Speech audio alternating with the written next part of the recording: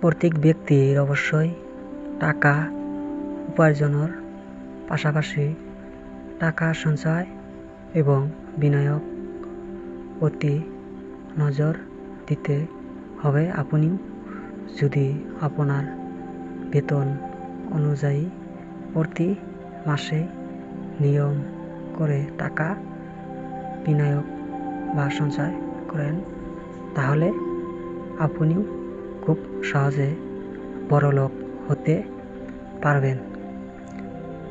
আজকের এই প্রতিবেদন টাকা খরচ এবং সঞ্চয় অর্থ টাকাকে কিভাবে ম্যানেজমেন্ট করবেন এই সম্পর্কে বিস্তারিত আলোচনা করা হয়েছে।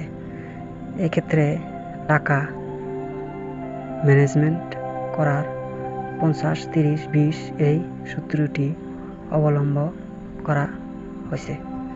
টাকা ম্যানেজমেন্ট 50-30-20 সূত্র।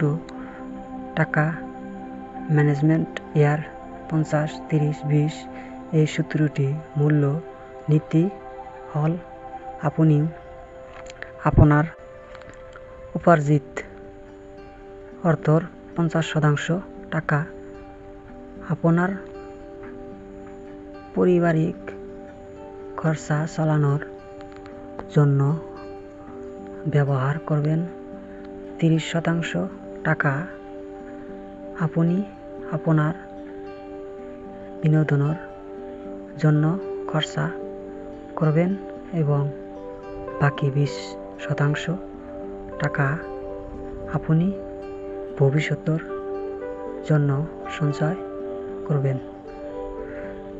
50% টাকা এই 50% টাকার মধ্যে আপনার সম্পর্ক সাংসারিক খরচা চালাইতে হবে।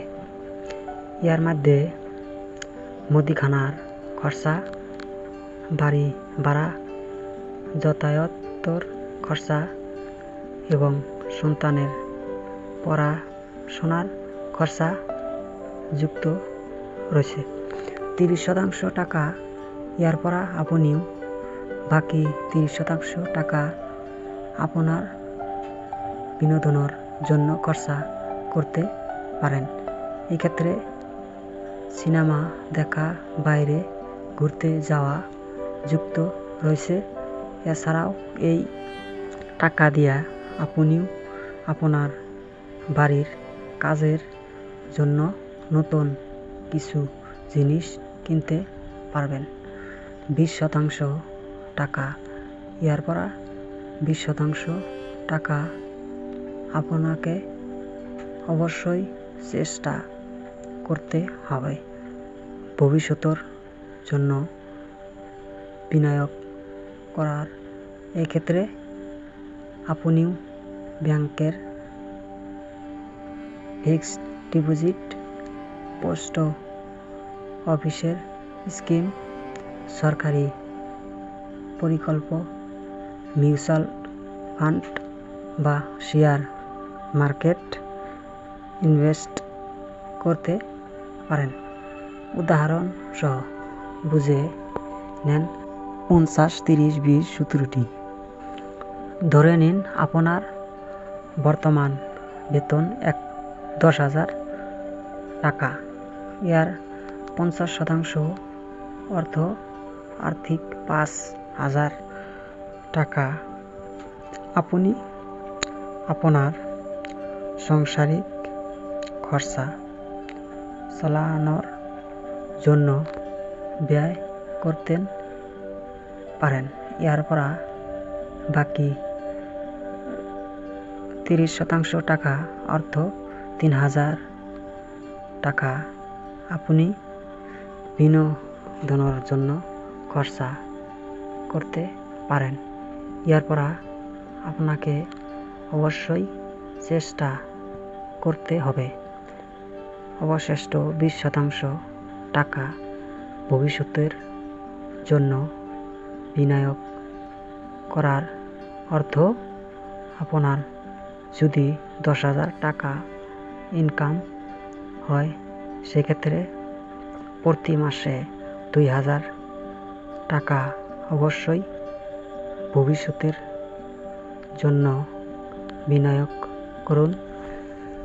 কম বেতনেও বড়লোক হওয়ার উপায়।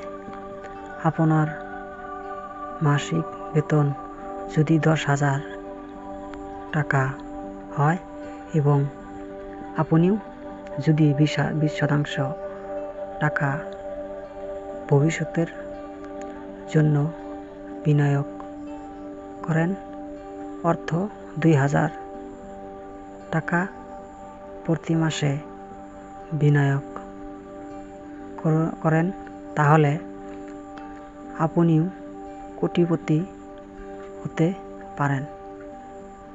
আপনি যদি 2,000 টাকা মিউচুয়াল ফান্ডে প্রতি মাসে AIP করুন, আপনিও যদি 15% পান, সেক্ষেত্রে 10 বছর পর আপনি রিটার্ন পাবেন 5,57,315 টাকা এবং 20 বছর পর রিটার্ন পাবেন 30,31,910 টাকা এবং 30 বছর পর আপনি রিটার্ন পাবেন 1,40,19,641 টাকা।